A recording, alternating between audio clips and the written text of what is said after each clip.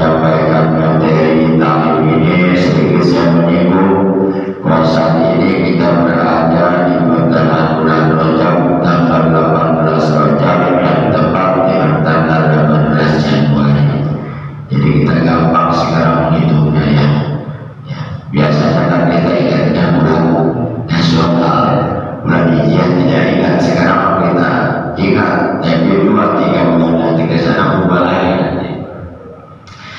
Baiklah para jamaah rahimahumullah, ini bulan Rajab ini sebagaimana yang sama-sama kita maklumi, barangkali sebagian guru-guru kita yang sudah menyampaikan bagaimana keistimewaan di bulan Rajab, bagaimana hebatnya di bulan Rajab.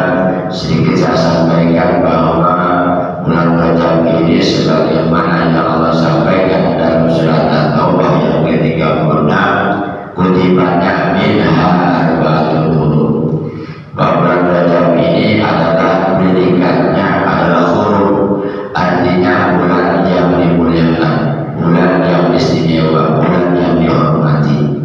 Di dalam Al-Quran itu ada berapa? Dalam hitungan Hijriah itu ada 4 bulan-bulan yang berpredikat huruf itu. Minha arba'atun huruf, minha di antara 12 bulan itu arba'atun huruf, ada 4 yang merupakan istimewa, yang dimuliakan. Mana yang 4 itu? Salah satu mutawaliyatun, yang 3 itu berturut-turut. 1 bulan yang ke-11 bulan Dzulqa'dah, bulan yang ke-12 Dzulhijjah, bulan yang pertama Muharram. Salah satu mutawaliyatun, 3 berturut-turut, Dzulqa'dah, Dzulhijjah, Muharram. Baru wahidatul mutafarriqah, yang satu terpisah, bulan Rajab, kurang lebih terpisahnya 6-7 bulan. Nah, ini bulan Rajab ini salah satu bulan yang dimuliakan oleh Allah Subhanahu wa Ta'ala, bulan Rajab. Lalu kemudian begitu masuknya di bulan Rajab, Rasulullah selalu berulang-ulang membaca doa. Doanya sudah hafal semua, sudah tidak asing lagi. Allahumma barik lana bi Rajab wa sabana wa balikna Ramadan. Segitu Rasulullah baca. Kita kadang-kadang tambahnya wa bilana dzunubana wa asil maqsina. Gak apa-apa, bagus. Nah, perintah sama guru kita ya gak apa-apa, kita wa bilana dzunubana wa asil maqsina. Apabila bukan begini, Allahumma barik lana bi Rajab wa sabana wa balikna Ramadan wa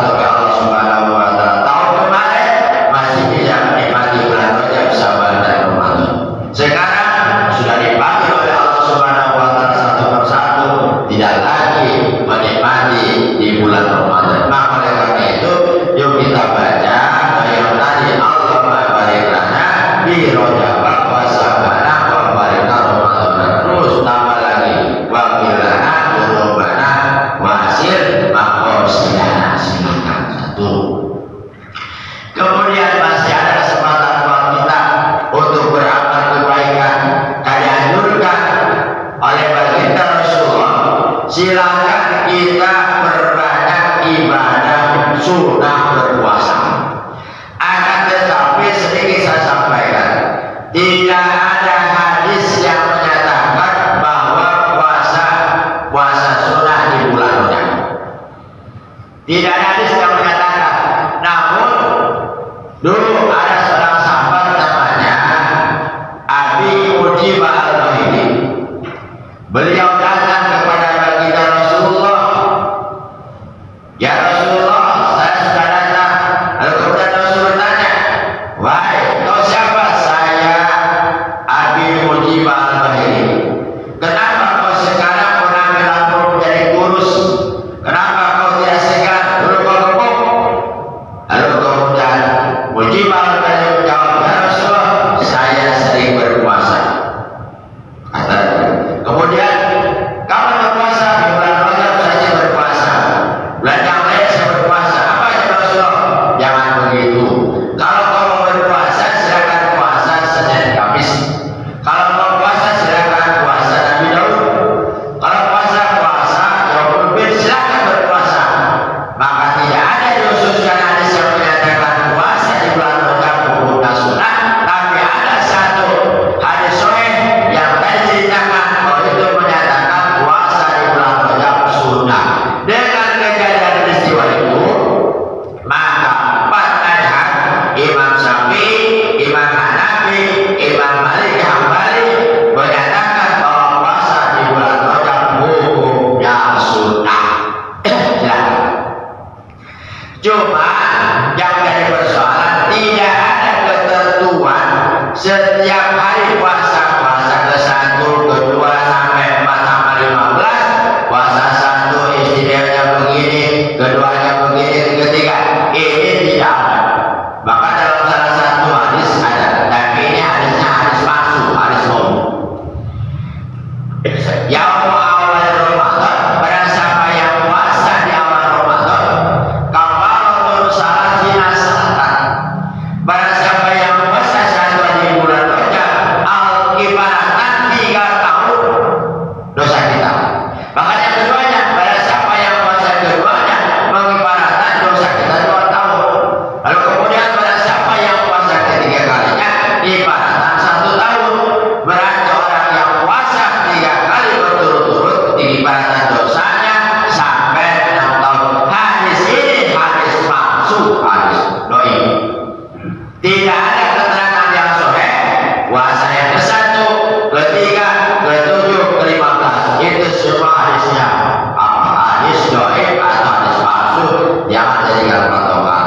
Cuma intinya yang penting kita puasa di bulan Rajab. Puasa apa ya? Tadi silakan Senin. Ya, apalagi kalau pertengahan Yaumul Bid ya, ini udah lewat ya. Kemarin Senin, Selasa, Rabu tuh pertengahan di bulan itu bagus. Silakan kalau puasa nih. 1 puasa Rajab, yang kedua puasa Senin. Satukan tuh. Yang ketiganya lebih-lebih kalau kita punya kodoan puasa tahun lalu. Kalau kita punya hutang puasa tahun lalu, nah saatnya sekarang kita bayar kodoan, disatukan. Ya puasa Rajab, puasa sunnah Senin, dan puasa kodoan. Maka itu luar biasa pahalanya, tiga-tiganya dapat. Pahala puasa Senin, pahalanya puasa Rajab, kemudian kita gugur juga kita puasa kodoh. Silahkan berpuasa. Jadi tidak ada tidak ada ketentuan puasa istimewa 1 hari sampai berapa? Sampai 28 70 hari. Silakan sekarang masih ada kesempatan tetap. Ya, tapi jangan sampai kita puasa 28 atau 29. Cukup 27, 25. Kenapa? Ini tasawuf dengan bulan Ramadan. Selain daripada itu, apalagi Pak? Kata baginda Rasulullah, perbanyak amal kebaikan di bulan Rajab. Gitu ya. Satu dari puasa, yang lain silakan berbanyak amal kebaikan selain daripada berpuasa. Silakan berbanyaklah kita baca Quran, berbanyaklah kita sholat,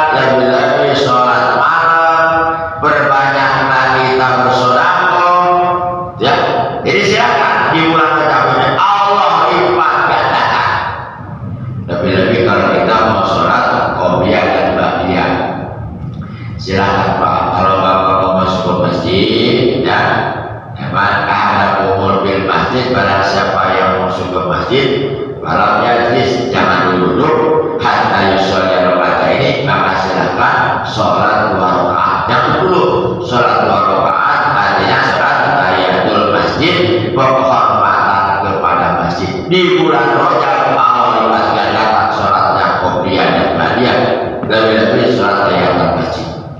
Makanya kalau bapak pergi kemana saja nih, mau pergi perjalanan jauh ke Bandung atau ke jauh kemana, ke tempat manapun, coba singgah saja di masjid, usahakan singgah di masjid, kemudian kita sholat 2 rakaat tahiyatul masjid. Di bulan Rajab pahalanya luar biasa. Kemudian berbanyak sholat qobliyah dan ba'diyah, lebih-lebih kalau kita sholat sebelum sholat subuh 2 rakaat usahakan. Jangan sampai tinggalkan sebelum subuh 2 rakaat. Hadisnya gimana? Rakaataini qabla subhi, itu ya. Rakaataini qabla subhi khairu minad dunya wa ma fiha. Gitu.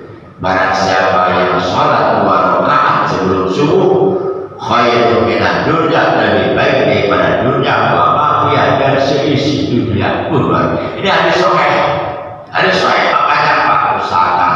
Usahakan kita bangun sebelum sholat subuh, itu luar biasa pahalanya. Sholat qobliyah saja pahalanya luar biasa, apalagi sholat subuhnya. Silahkan berbanyak. Kemudian sedikit barangkali orang yang berpuasa nanti di bulan Rajab ini, nanti di akhirat ada salah satu hadis. Hadisnya gimana? Ada salah satu hadis yang menyatakan bahwa Nabi Inna jannata, di surga nanti nahar, ada salah satu sungai. Kemudian sahabat bertanya, Rasulullah, sungai apa itu namanya? Sungai Rajab. Buat siapa sungai itu? Sungai itu buat orang-orang, buat umatku yang memang dia berpuasa di bulan Rajab. Nanti orang yang berpuasa di bulan Rajab akan meminum sungai yang namanya sungai Rajab. Sifatan-sifatannya sungai itu, Pak, itu putihnya lebih putih daripada apa? Susu. Manis daripada madu. Ya. Lembutnya lebih lembut daripada sutra. Maka siapa saja yang meminum satu lembut saja sungai itu, sungai Rajab, maka selama-lamanya di akhirat dia tidak merasa kehausan. Nah, jadi yang berpuasa ini 1 hari, 2 hari, insya Allah nanti di surga kita akan merasakan nikmatnya sungai Rajab. Nah, kemudian juga ada sebagian pendapat ulama bahwa bulan Rajab ini merupakan bulan ditakhiril badani. Bulan Rajab merupakan bulan pembersihan badan. Dengan apa dibersihkan? Ya dengan puasa, dengan sholawat, dengan ta'lim, dengan beramal kebaikan, maka badan kita bersih. Kemudian masuk bulan Rajab. Bulan Rajab syahrul litadhkiril qalbi. Bulan Syaban merupakan syahrul litadhkiril qalbi. Bulan Syaban adalah bulan pembersihan hati. Jadi bulan Rajab bersihkan badan kita, masuk bulan Syaban bulan pembersihan hati, lalu kemudian masuk bulan Ramadan, syahrul Ramadan ditadhiruhi. Ramadan merupakan bulan pembersihan hati. Makanya orang-orang yang berpuasa di bulan Rajab, orang-orang yang beramal kebaikan di bulan Rajab, insya Allah di bulan Ramadan puasanya nikmat, puasanya enteng. Kenapa? Karena kita sudah belajar di bulan Rajab, puasanya sudah kita belajar di bulan Rajab, kemudian baca Quran kita sudah belajar, berjamaah kita belajar, baca Quran segala macam sudah kita dapat di bulan Rajab dengan beramal kebaikan. Maka di bulan Ramadan enteng, nikmat, sejuk berpuasanya. Coba cara rasakan. Kita kan di bulan Rajab kan berat, sama berat bulan Rajab. Tapi bulan Ramadan karena udah biasa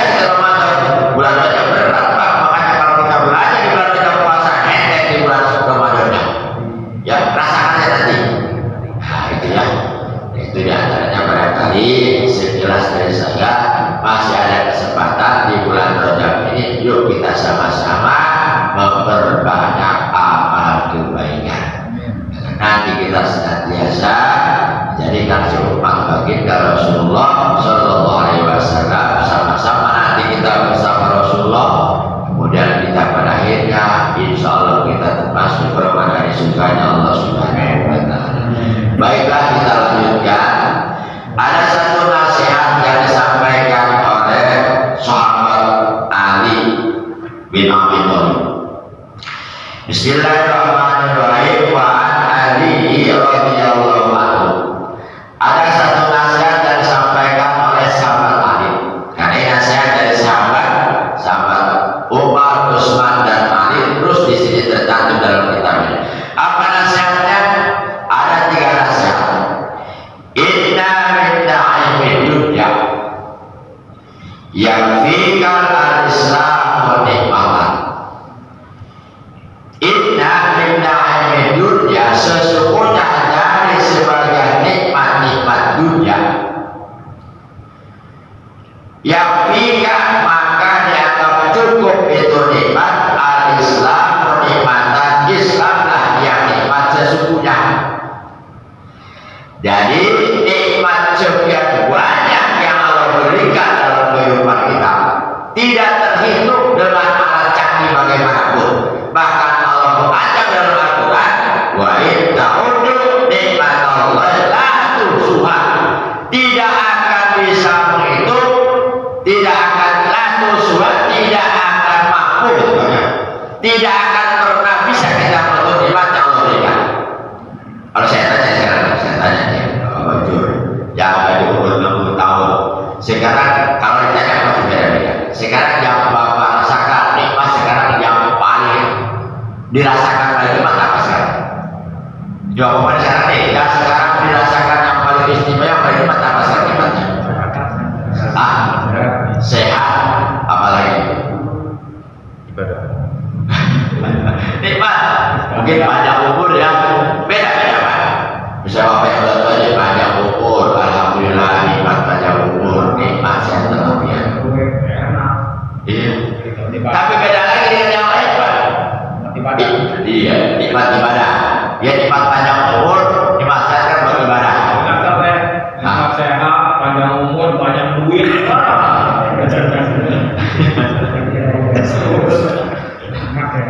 Belum tentu yang banyak duit nikmat, belum tentu. Beda dengan ibu-ibu ditanyanya. Ibu-ibu nikmatnya beda. Apa itu nikmatnya? Nikmatnya nanti awal bulan ketika terima gajian dari suami. Jadi beda lagi. Udah pensiun. Dan kemudian juga anak-anak juga beda. Anak-anak ditanya, belum tentu yang muda. Apa yang kau nikmat sekarang? Banyak umur saya bukan. Apa nikmatnya? Oh, nikmatmu sekarang kamu memiliki HP yang luar biasa ya. Bagus begitu. Betul. Aku yang kerja itu nikmat apa? Nikmat beda-beda pertanyaan. Nah, jadi sekian banyak makanya nikmat dalam diri kita. Cantumkan nikmat dalam diri kita ini. Nah, sekian nikmat yang ada dalam diri, tidak ada nikmat kecuali Islam. Hanya Islamlah nikmat yang paling istimewa. Kenapa? Karena dengan nikmat Islam dan iman inilah akan menyelamatkan dunia dan akhirat. Makanya jangan tinggalkan nikmat Islam dalam kondisi bagaimanapun. Ya, nikmat Islam masih ada. Walaupun kita kondisi bersabar, tetap nikmat Islam harus ada dalam diri kita. Misalkan kalau punya usaha, bangkrut, ditanya, Pak, gimana saya? Aduh, udah bangkrut usahanya, gitu kan ya? Tapi kalau ini udah bangkrut, tapi alhamdulillah, saya pada seberapa orang lain. Nah, kalau ada sifat alhamdulillah, nikmatnya imannya masih ada. Dapat. Juga tambahkan nih. Atas sebelah nih. Alhamdulillah juga tambahkan. Bukan begini, ya Allah sayang sama saya ini, bagaimana nih? Jangan begitu. Alhamdulillah, baru sebelah mata tetangga dua-duanya mata. Itu imannya di sana masih ada. Jadi kondisi bagaimanapun Pak, dalam musibah bagaimanapun Pak, itu iman harus ada dalam diri kita. Iya Pak. Karena iman ini dalam kata tidak akan sebanyak apapun Bapak punya amal kebaikan dari mulai anak muda sampai sekarang, tapi kalau ujung-ujungnya tidak membawa iman dan Islam, masuk neraka. Tapi sebaliknya, sekali orang dari mulai lahir sampai kemudian umur 75 tahun, ujung-ujungnya dia masuk Islam, dapat tidak tahu masuk Islam, masuk surga. Kenapa? Ada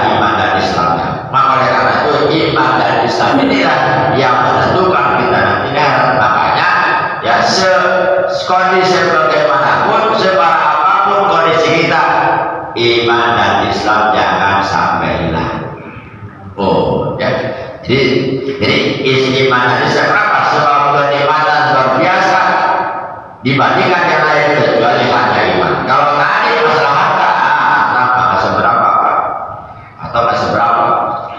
Karena itu harta bisa mencelakakan kita. Kalau iman justru menyelamatkan. Betul Pak. Kalau harta kita punya harta. Kalau harta itu saya sampaikan kemarin. Harta itu satu bisa mencelakakan ibadah kita, ya kan? Sholat Allahu Akbar pakai kemana-mana. Saya bilang kepada mereka, misalkan bapak sekarang, bapak misalkan punya sepatu harga misalkan sedang harga misalkan 2 juta sedang nih, pasti bapak nggak mungkin saling berjamaah hari depan. Bagaimana? Baik belakang, kenapa? Takut dia sedangnya. Itu kan? Sementara kita senang punya sedang harga 2 juta, tapi tidak tenang kita lagi sholat. Benar Pak? Coba silakan bapak yang punya sedang harga misalkan 2 juta aja. Nggak mungkin bapak sholat berjamaah baik depan paling belakang. Kenapa? Sebab takut sedang hilang. Dalam diri kita senang, tapi belum tentu tenang. Ya. Nah, makanya Pak, jangan terlalu kita cinta kepada dunia. Hilangkan. Coba sampai ke antara hilangkan sedikit-sedikit dunia. Kalau kita karena ibadahnya nikmat, ibadahnya sejuk, khusyuk, tinggalkan dunia. Benar Pak, tinggalkan dunia. Pantesan kita bangun tengah malam susah sekali. Kenapa susah Pak? Sebab masih ada nikmatan dunia. Benar Pak, coba Pak, berapa Pak Kiai Pak? Tidur jam 2, jam 1, jam 3 masih bangun. Kita mati tidur jam 8, bangun jam 7 pagi, jam 6. Mau tidurnya saya mau bangunin nanti jam 3. Di kanan pakai alarm HP 2, di kiri alarm pakai 2 HP. Udah deh tidur jam 9, terus ya. HP punya bunyi, kanan kiri bunyi, bangun. Cuma mati HP doang, tidur lagi. Kenapa? Dalam diri kita masih ada rasa cinta kepada dunia. Itu di antara ciri-cirinya orang yang memang sudah menghilangkan sedikit cinta pada dunia, bangun tengah malam apa? Allah ringankan bangun tengah malam. Benar Pak, coba aja. Sedikit tinggalkan. Yang kedua akan mencelakakan. Dan hebatnya di dunia itu nanti akan ada dipertanggungjawabkan di akhirat masalah dunia. Iya Pak. Apa sih dunia Pak? Mobil dunia bukan? Dunia, rumah dunia, duit apalagi, istri ya dunia, semua dunia. Tapi dunia itu nanti akan di akhirat. Dunia itu adalah kelebihan dari hajat kebutuhan kita. Itu dunia Pak. Saya sampai kemarin kan, Bapak punya mobil misalkan 5 nih. Yang satu buat istri, 2 buat suami, buat anak, dua, yang satu makmur, itu dunia. Yang kelebihan yang tadi yang dunia itu yang betul-betul. Yang Pak, nanti akan selalu pertanyaan, di mobil pakai bambu beres. Yang satu itu yang betul-betul nanti. Itu jadi kelebihan daripada hajat kebutuhan itu namanya dunia. Makanya saya sampaikan Bapak, barang-barang yang tidak dipakai di rumah itu jangan disimpan aja, kasih seorang. Iya Pak, Bapak punya baju banyak, belum hari itu baru dipakai, itu nanti itu ditanya tuh, kenapa itu baju bukan dipakai? Kalau ini sama nih, saya punya baju 15 nih, tapi 15 kita pakai nih, selamat Pak, ditanya, ini baju ini dari mana? Oh ini buat tali, ini buat jumatan, ini buat pedagang. Oh selamat untuk pertanyaan. Dan biasa itulah yang digunakan Bapak disimpan di atau bertanggung jawab nanti. Kenapa ini disimpan aja? Itu yang berjawab. Nah, saudara silakan kumpulkan Pak. Bapak punya istri 5, dipakai 4, kasih yang 1. Iya, kasih orang lain. Iya, punya mobil 5, pakai 1, kasih. Punya rumah misalkan ada 5, pakai 1, udah. Nah, itu namanya dunia. Berat katanya. Jangan terlalu cinta kepada dunia. Sekali lagi, awas, tanamkan apa nikmat yang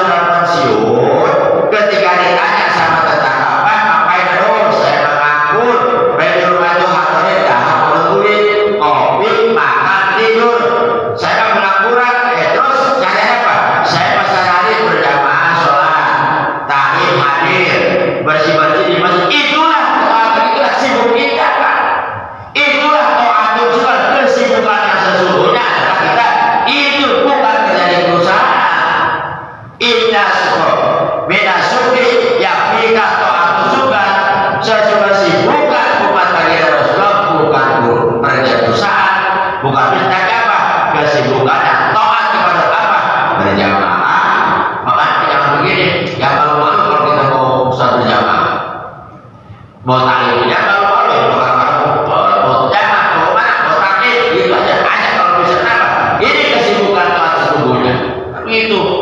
Ya, jadi bapak ini jangan minder Pak. Oh, maka kita saya nih apa taatan jumlah, taatan sukunya kesibukan saya. Bapak pagi-pagi habis sholat duha datang ke masjid, nyapu bersih-bersih. Itu kesibukan sukunya buat kita. Iya, sholat berjamaah itu kesibukan sukunya buat kita. Berjamaah jadi kayak gini. Ini kesibukan kita nih. Kalau misalkan kerja itu sampingan yang penting niatkan kita punya tanggung jawab supaya jadi ibadah.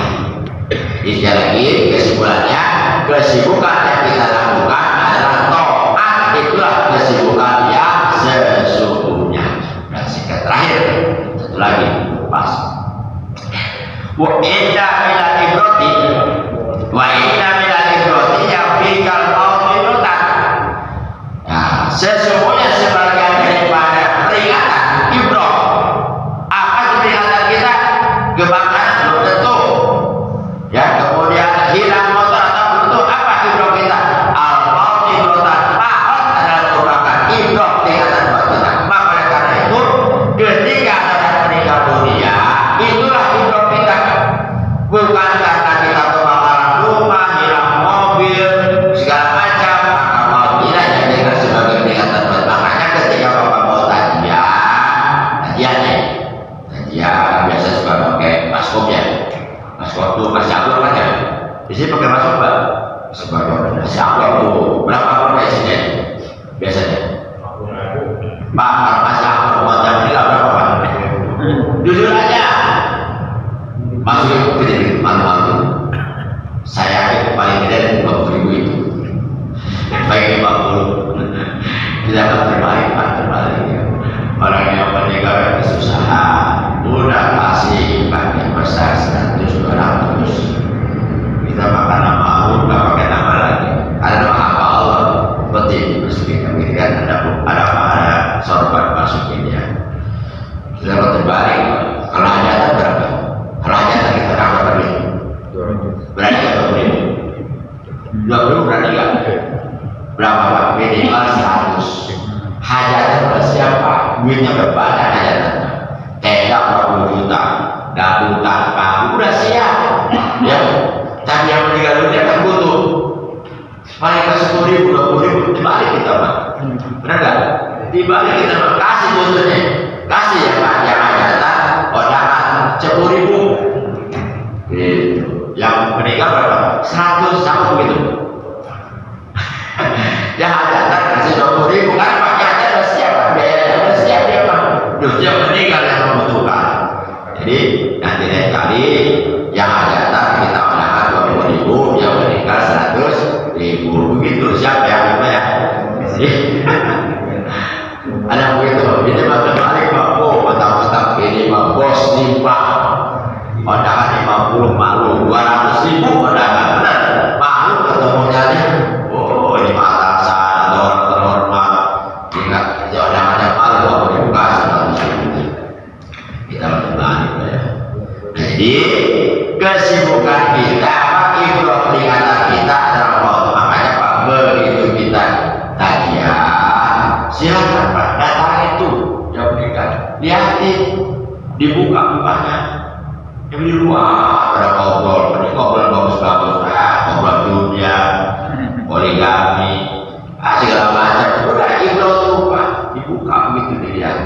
Kemudian kita ngomong nih, dan telinganya dibuka sama ngomong, minta maaf atau dengerin aja. Emang ada dengerin, cuma beda apa? Jadi bapak yang datang Pak, itu jenazah tahu. Oh, teman saya datang nih, jenazah itu senang. Datang, tahu dia datangnya selama 7 hari, tahlilan 7 hari sampai 1 hari sampai itu almarhum jenazah itu lihat ya ini kerja. Oh, ini teman saya, teman kerja, alhamdulillah datang. Oh, ini teman saya beberapa tahun betul. Itu jenazah lihat Pak. Lihat ini masih ada Pak jenazah yang di nanti 7 harinya boleh keluar. Tanda lipat kemudian. Tak terus datang setiap malam Jumatnya. Datang Pak. Berbeda alam. Ya makanya juga ditarik di dalam kita. target itu tahu target. Tahu gak targetnya? Tujuannya apa? Kasih tahu sama jenazah almarhum. Jangan ketika ditakdiran nih, wajah alani, wasalani, wa malakani, man robuka, man diduka, dan seluruhnya. Dengar apa dia jawab? Ya, itu begitu dulu ini maksudnya ketika ditakdiran untuk. Oh iya. Nanti akan datang, almarhum, akan datang nanti dua malaikat, ya wajah alani, malakani, wasalani, man robuka, datang nanti nanya. Apa jawabnya? Ya, nuhun itu jawab. Ya, makanya ini maut ini merupakan ibu. Semuanya pasti akan mengalami maut. Siapapun pak kematian pasti akan kita alami. Tidak bisa ditunda, tidak bisa mundur, tidak bisa dibeli. Pasti kematian akan datang. Kapan? Kita tidak tahu. Siapapun pantas. Mau baik, mau remaja, bapak-bapak, ibu-ibu pantas. Yang sakit, yang sehat pantas. Ada yang sakit kan bertahun-tahun, tapi nggak meninggal dan barang sehat. Kenapa? Sebab kematian bukan wajib, bukan sunnah, hak Allah Subhanahu wa Ta'ala dimanapun kapanpun, sehebat apapun. Bahkan sampai Umar mengatakan, mata bulan kata Umar. Umar begitu hebatnya dia ngomong, mata bulan siapa lagi yang akan meninggal? Oh kemarin meninggal ini pakai bendera kuning, besok lagi oh di bendera ini bendera kuning nih. Oh tadi malam di daerah ini masjid Rubat. Apa kata saya Umar? Siapa tahu aku yang jaga perskasa akan diumumkan nanti di masjid ini. Begitu makanya kita dimanapun harus ingat kematian, karena kematian datangnya tidak ditunda-tunda. Kapanpun pantas kematian. Ya. Cukup barangkali silakan yang bertanya. Yang ada di mana lagi?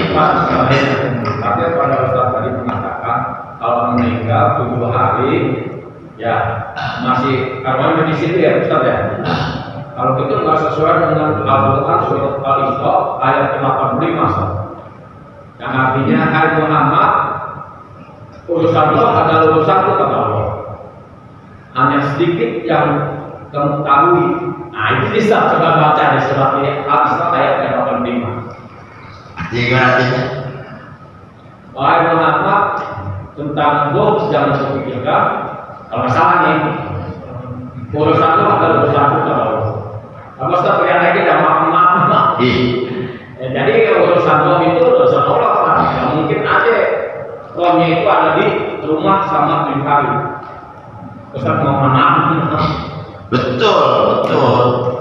Semua kalau sudah meninggal kan berpisah. Itu udah urusan Allah, urusan manusia lagi. Serahkan memang bukan urusan manusia lagi, beda alat kan. Allah yang tahu siapa. Tapi pada pegang makhluk kan yang beda alat. Tetap contoh begini, malaikat kan mencala ketika bisa manusia seperti jin juga sama beda.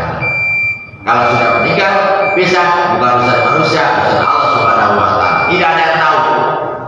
Tapi ketika